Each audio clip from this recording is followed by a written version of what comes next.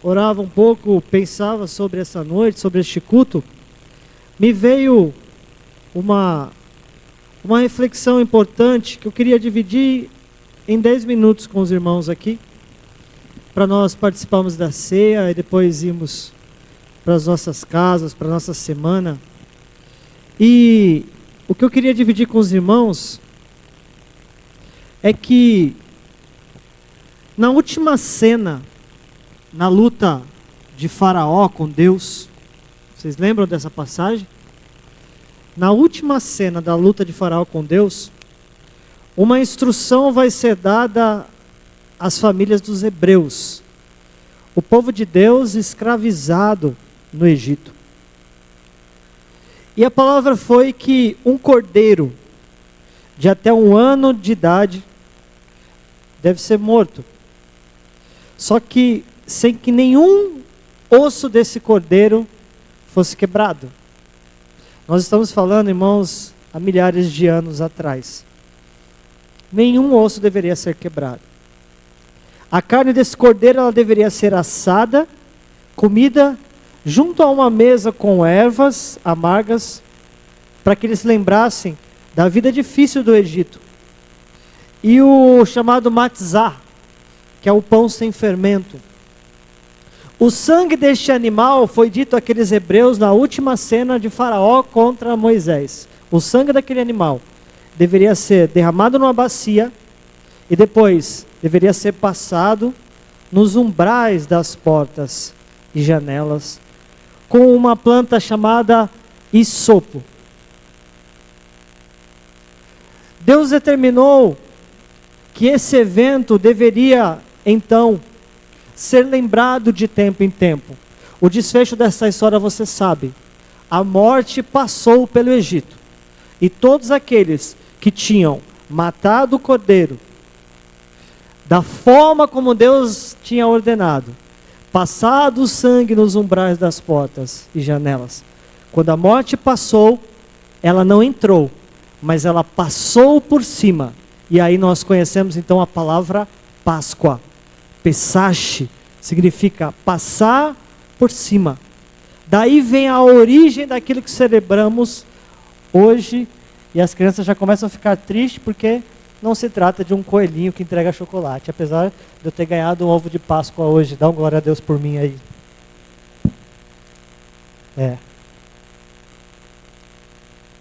Mas a morte passou por cima. Não entrou. E nós conhecemos o desfecho. Depois da morte do filho de Faraó, o povo avança por um mar que se abre, é seco, eles vão pelo deserto. E aí começa então a história da construção da nação de Israel. Nação essa que vem ser o berço, a origem daquele que um dia João Batista está batizando no Rio Jordão e ele de repente enxerga alguém chegando. E esse alguém é Jesus. Ele aponta para Jesus e ele diz uma coisa espetacular. Ele diz: eis o Cordeiro. Mas espera aí. O povo lá, os hebreus, antes da nação de Israel ser construída, estavam matando um cordeiro. E João Batista, quando ele aponta para a fila, eis o Cordeiro de Deus que tira o pecado do mundo. Esse ato lá de trás, com os hebreus, no dia da morte do filho de Faraó, na noite em que tudo isso aconteceu, o fato é que Deus disse: olha, esse ato que vocês tiveram aqui agora, de ano em ano deve ser celebrado pelos judeus como memorial do dia que o Senhor, com mão forte, tirou o povo do Egito. Agora, Deus não estava querendo somente lembrar de ano após ano, uma festa, a festa chamada Páscoa, que foi celebrada pelos judeus, para lembrar o judeu, mas Deus gostaria que isso fosse lembrado sempre, sempre, sempre, até que um dia, o Cordeiro de Deus, que tira o pecado do mundo, se manifestasse para também derramar o sangue. Agora escute, Jesus como judeu, ele celebrou Páscoas, antes de ser a própria Páscoa, antes de ser o próprio Cordeiro. Jesus celebrou Páscoa. Porque o ministério começa por volta de 30 anos e pelo menos 3 Páscoas Jesus celebrou. Agora imagine, o próprio Cordeiro celebrando a Páscoa. Então, dá para se pensar que em cada uma dessas 3 Páscoas que Jesus celebrou, havia algo importante acontecendo que fala alguma coisa conosco. E é sobre isso que eu queria dizer, as 3 Páscoas que Jesus celebrou. A primeira dela, o que marca a primeira Páscoa, o período em que Jesus estava na primeira Páscoa, a partir do seu ministério de 30 anos, não sei se eu frisei isso, as 3 Páscoas que Jesus celebrou, a partir da unção que aconteceu após o seu batismo. Depois que João Batista apontou para ele, nós sabemos que ele foi ali ungido, a presença de Deus, eis o meu filho amado, em quem a minha alma sente prazer, em quem me compraz. Ele é levado para o deserto, então começa o seu ministério, então nós começamos a contar as 3 Páscoas de Jesus, amém, queridos? E as 3 Páscoas de Jesus, a primeira, qual que é o evento que marca a primeira? O evento é que Jesus purifica o templo. Lembra daquela clássica passagem que Jesus expulsa os vendilhões do templo? Ele expulsa pessoas que estavam comercializando a fé. Pessoas que estavam usando o templo para extorquir. Não sei se você consegue se familiarizar com o mundo de hoje. Mas eu quero dizer uma coisa para os irmãos que estão aqui. Jesus não admite que se comercialize no lugar santo, no templo dele. Jesus odeia a comercialização da fé. Jesus odeia que se abuse de pessoas através da sua fé. Jesus não gosta de bênçãos compradas. Jesus não gosta de que pessoas sejam sufocadas por um líder religioso que as impõe a fazer algo, senão vai ser amaldiçoada. Porque senão não vão receber a bênção, então você dá para você receber. Jesus não gosta disso. Jesus não admite isso. Então, escute algo. Você nunca vai esquecer do que eu vou dizer. Se algum dia você estiver num lugar em que alguém, seja por falta de conhecimento, seja por boa intenção ou má intenção, esteja vendendo algo em troca da fé, saiba que Jesus não gosta disso. Se algum dia você estiver em lugar e você se sentir sufocado, como muitas vezes nós, na nossa inocência do começo da nossa caminhada, com toda a boa intenção que tinha, muitas vezes colocamos pessoas no altar que acabaram, não sei qual era a intenção delas também. Porque às vezes, irmãos, o ensino vai sendo propagado. Eu não estou dizendo aqui que todo mundo aqui é corrupto, todo mundo que sobe no altar, não, muitas vezes é só falta de conhecimento, é um ensino errado. Mas eu quero aqui lhes afirmar, Jesus purificou o templo e a primeira coisa que ele fez, sai daqui quem está comercializando fé. Por isso que a igreja não é um lugar que você vem primeiro para receber. Igreja é um lugar que você veio porque você já recebeu. Você vem cultuar aquele que já te deu. Já te deu. E o que nós aqui ensinamos a respeito do dinheiro, que é um ensino importante na igreja, mas nós ensinamos a respeito do dinheiro, que o dinheiro deve ser sempre colocado diante do Senhor com gratidão daquele que pôs a sua mesa. E o que eu poderia dar para ele que antes não tivesse vindo dele. Então eu quero que você guarde em primeiro lugar, na primeira Páscoa de Jesus. Jesus veio preparar um lugar. Jesus veio preparar um lugar. E quando ele expulsa esses mercadores do templo, ele diz assim, viu? E quer saber mais? Derruba este templo. Porque eu vou construir outro. Eu vou construir outro. Derruba, pode derrubar. E depois ele explica A palavra explica que ele não falava de construir mais alguma coisa com pedras, com alvenaria, mas o que ele dizia era a respeito da sua morte e ressurreição. Então, na primeira Páscoa de Jesus, eu quero que você repita algo comigo nessa noite. Em primeiro lugar, Jesus veio construir um lugar. Escute aqui. Este lugar não é um CEP. Este lugar não é um endereço físico na terra. Eu digo mais, este lugar não é uma religião. Nem evangélica, pastor. Nem evangélica. Jesus nunca disse que ele era evangélico. Oh, meu Deus! Não me apedreje. Jesus nunca disse que era evangélico.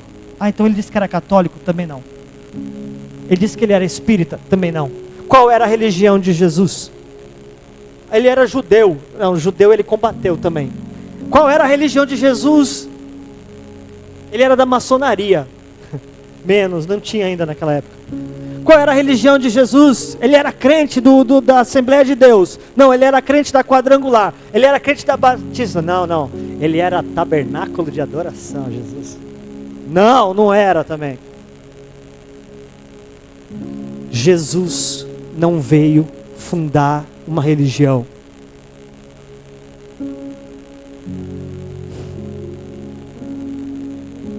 Isso dói. Falar isso me arrepia, eu vejo o seu olhar assim com os olhos arregalados.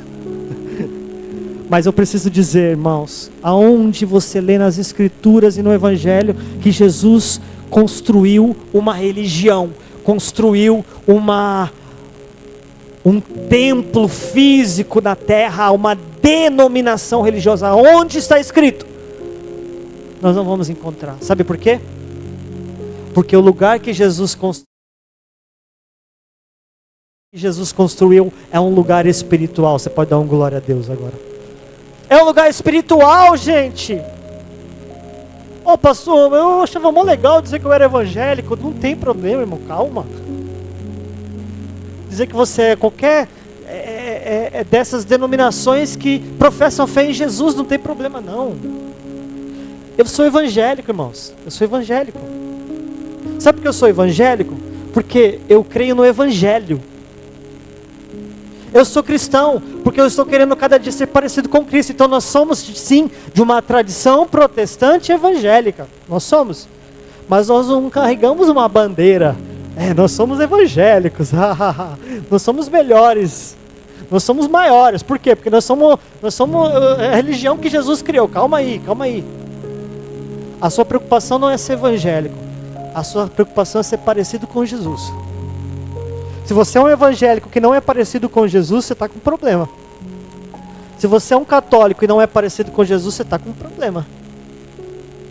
Se você é um batista e não está parecido com Jesus, você tem um problema. Agora, se eu sou um evangélico de tradição, de berço, que nem os nossos filhos cresceram aqui numa igreja evangélica, só que eles estão buscando ser parecidos com Cristo, é isso que nós estamos buscando, sermos parecidos com Jesus. O problema é ser evangélico chato, arrogante e achar que ainda está tendo um queridinho de Jesus. Você não é, eu não sou, nós não somos queridinhos de Jesus, porque Ele está procurando pessoas que adorem Espírito e em verdade. E tem gente que nem entra na igreja evangélica e adora Espírito e verdade. Ô pastor, você escolheu logo a Páscoa para dar pancada na... Não, isso é uma palavra que dói, mas eu vou dizer, eu preciso pregar essa palavra. Eu não quero ser pastor de uma igreja que fica carregando uma bandeira religiosa. Eu quero ser pastor de uma igreja que os irmãos estão realmente preocupados em ser parecido com Jesus e não ser parecido com uma religião, não ser parecido com uma doutrina, não ser parecido com algo criado pelo homem. Eu quero que você se aproxime de algo criado por Deus. Jesus, a essência, o centro do evangelho é que todo cristão busque ser parecido com Cristo. Qual é a tradição que você vai seguir? Se você vai usar saia, se você vai usar cabelo comprido, se você vai carregar algum objeto, não sei, que mesmo que não seja idolatria, que você tenta não se envolver com a idolatria, mas gosta, tem um apreço por uma Bíblia, por alguma coisa especial, ou se você é uma pessoa que gosta de alimentar a sua fé com desafios de fé, irmãos, não tem problema. Só que o Senhor quer que você seja parecido com Ele. Porque em primeiro lugar, quando Jesus ele vai e manda derrubar o templo, ele constrói um lugar, mas esse lugar não é uma religião, esse lugar não é um pastor, este lugar não é um CEP, este lugar não é um templo, este lugar é espiritual. Jesus construiu um templo espiritual. Sabe o que Jesus construiu naquele dia, pastor? Uma intimidade. E posso dizer uma outra coisa? Talvez algumas religiões e o envolvimento com as religiões e determinadas doutrinas atrapalham a intimidade. Porque a pessoa está construindo uma intimidade com a doutrina da igreja dela, mas não está construindo uma intimidade com Jesus. A pessoa está construindo para si uma imagem com uma lista de posso e não posso, mas não está construindo uma imagem, uma vida de intimidade com Deus. Isso aqui é uma explosão. Isso aqui é uma explosão, queridos. Isso aqui é feijoada. Deus escolheu para essa noite uma feijoada, não foi um leitinho, uma feijoada. Não é papá hoje, hoje é feijoada. Isso é uma explosão em nós, queridos, isso é uma explosão. Algo que dói, incomoda, mexe, mas para pensar. Ele nunca teve a ideia de construir religiosos que ficasse olhando e culpando, e apontando o dedo e dizendo o que você faz, não faz, que deve fazer, te controlar, fazer cartãozinho do dízimo e da oferta e ficar controlando na porta da igreja. Jesus não criou nada disso, gente. Ele construiu um caminho de intimidade, porque quando ele morreu, se você não der um glória a Deus agora, eu vou embora, mano. Minha moto está ali, eu já pego. Quando ele morreu, o véu se rasgou de cima a baixo, e ele falou, não tem mais nada que separa a gente. O véu se rasgou de cima para baixo, ou seja, se fosse de baixo para cima, era nós rasgando. Mas foi de cima para baixo, porque foi Deus que pegou nos dois lados do véu e fez assim, ó, já. De cima a baixo. Não há separação entre você e Deus. Nenhuma religião, nenhuma doutrina, não há separação, é intimidade, intimidade. Eu falei que ia pregar 10 minutos, né? Mentiroso. Intimidade. Deus quer intimidade. Primeira Páscoa é isso, um caminho aberto de intimidade com o Senhor. Segundo, o evento que marca 5 pães e 2 peixes.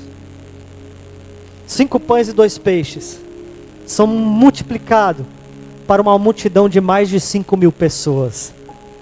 Lembra disso? 5 pães e 2 peixes multiplicado para uma multidão de mais de 5.000 pessoas. Em segundo lugar, para a gente ser rápido, Jesus construiu para si um povo. Jesus não construiu uma religião, mas Jesus trouxe para si um povo, e ele chamou esse povo de igreja. Jesus construiu um povo. Quando ele alimenta mais de 5.000 pessoas na segunda Páscoa que ele viveu, se na primeira ele construiu um lugar de intimidade, na segunda ele disse assim, ó, eu quero um povo para essa intimidade. Eu quero uma comunidade de gente que me segue. Eu quero. Aí tem uma coisa muito legal, porque você é um cristão, se você acredita em Cristo, se você segue Cristo, se você quer ser parecido com Cristo, você é um cristão. Mas tem uma coisa legal, que o nome cristão não foi dado pelos cristãos. O nome cristão também não foi dado por Jesus. O nome cristão também não foi dado por Paulo, Pedro, João, Tiago. O nome cristão foi dado por pessoas que nem da igreja era, que olharam, viram quanto eles eram parecidos com Cristo, aí eles olharam e falaram assim, cristãos, os cristãos. Foi até de uma forma pejorativa que esse nome que você carrega aconteceu. Cristão foi dado por pessoas que nem da igreja era. Que está entendendo, irmão? Está começando a entender o que eu estou dizendo agora? Então, queridos, é ser parecido com Cristo. Por isso que nós dizemos que nós somos cristãos. Beleza, gostamos desse nome aí. Nós somos cristãos. Aleluia. Glória a Deus. Então, em segundo lugar, ele alimenta uma multidão e é como se ele dissesse, vocês são meus. É o meu povo. E por todo mundo existe um povo. Lá dentro da Assembleia, lá dentro da cristã, lá dentro da católica, lá dentro da batista, existe um povo que professa a fé em Cristo Jesus. E essa fé, dependente da sua tradição, que professa a fé em Cristo Jesus, então é um povo de Deus. O povo de Deus não cabe num lugarzinho. E quando se tem uma igreja que se levanta dizendo, nós somos povo de Deus, vocês não. Por quê? Porque nós inventamos uma doutrina aqui muito legal. É uma doutrina assim, assim, assim. Nós inventamos há 100 anos atrás uma doutrina. Jesus tem mais de 2000 anos que veio. Aí um ser humano inventa uma doutrina de 100 anos atrás e fala assim, ó, só é cristão quem faz isso. Aquilo. Que lógica tem isso? Tem alguém entendendo? Eu estou invadindo uns lugares perigosos aí. Mas estou. Escute uma coisa. Alguém cria uma doutrina de 100 anos para cá, de 50 anos para cá, e diz que só é de Deus quem segue essa doutrina. Que lógica tem isso? Só tem uma doutrina, a doutrina do Filho de Deus, que nos ensinou muitas coisas que nós deveríamos e não deveríamos fazer. E é a este que nós seguimos a Cristo Jesus. Nós não seguimos pastor Vitor, nós não seguimos igreja nenhuma, nós não seguimos apóstolo, profeta. Nós seguimos a Jesus Cristo. Ele é o nosso Senhor. A Ele seja dada a honra, glória e louvor. E tudo isso aqui está acontecendo para Ele, para a glória dEle. É isso. Você nunca vai ser enganado por ninguém se você tomar posse dessa palavra. Aleluia. Glória a Deus. E em terceiro e último lugar, a grande revelação da terceira Páscoa de Jesus vai acontecer justamente naquele cenário da ceia. Eles estão sentados, momento em que Jesus vai ser traído, momento em que ele lava os pés dos discípulos, e no último cenário da última Páscoa de Jesus, ele faz uma revelação extraordinária. Eu queria já chamar os obreiros aqui com os elementos da ceia. E a revelação extraordinária que ele faz é o seguinte: ele pega um pedaço de pão, e quando ele parte esse pão, na Páscoa, ele fala assim, ó: este é o meu corpo que é dado por vós. Jesus entrega a revelação mais surpreendente da história da humanidade. A revelação é o seguinte: eu vou morrer, eu vou ser crucificado, e esse corpo será dado por vós. O sangue que eu derramar, e ele levanta então o cálice. Este cálice é o meu sangue, e este sangue será derramado por vocês. Jesus diz na sua última Páscoa: eu sou aquele cordeiro da luta de Abraão, da luta de Moisés com o Egito. Não, irmãos. Ele é o cordeiro que quando Abraão subiu o Monte Moriá para entregar seu filho, aleluia, para entregar seu filho, e quando ele vai entregar o seu filho, uma voz grita: para! Eu vou prover um cordeiro no lugar do seu filho Abraão. E um cordeiro foi providenciado no lugar da morte. Jesus diz: eu sou aquele cordeiro. Quando ele está no ato, então ele vai ser crucificado. Depois desse ato ele vai, e uma cena muito incrível acontece, porque Jesus está ali recebendo o seu julgamento. Mas existe um outro homem ali, e o homem é Barrabás.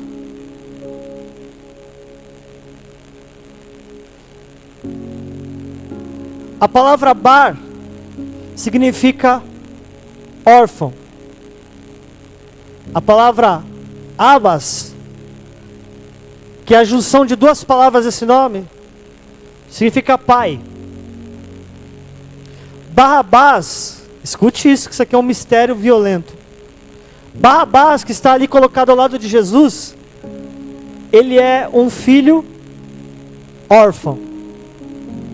E ao lado dele, para ser julgado, está Jesus, que é o filho do Pai. Um filho órfão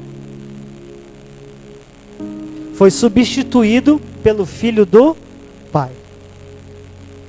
A multidão grita: solte Barrabás. Quando a multidão gritou: solte Barrabás, quem estava sendo solto era nós. Nós éramos os culpados. Nós éramos os condenados. Nós é quem merecíamos. Nós éramos aqueles que deveriam ir para a cruz. Mas a multidão gritou: solte Barrabás. E Barrabás, o filho órfão, todos nós, o filho órfão, fomos substituídos pelo Filho de Deus. É o Filho de Deus que vai para a cruz. Então, em terceiro lugar, se em primeiro lugar Jesus preparou um lugar, diga: Jesus preparou um lugar. Em segundo lugar, Ele preparou um povo. E agora em terceiro lugar eu te entrego que Ele preparou o alimento para este povo. E o alimento para este povo é Ele mesmo. Eu sou o pão vivo que veio do céu. O meu corpo é dado por vós. O meu sangue é dado por vós. Alguém entendeu o que Deus fez na Páscoa? Alguém entendeu a mensagem da Páscoa? Ele preparou um lugar, e não é um lugar físico, é espiritual. Ele preparou um povo, e é um povo que está aqui reunido hoje em torno do nome dele. E Ele tem alimento para esse povo. Ele mesmo é o alimento. Vem, coma e beba, porque Ele tem água, porque Ele tem pão, porque Ele tem vida.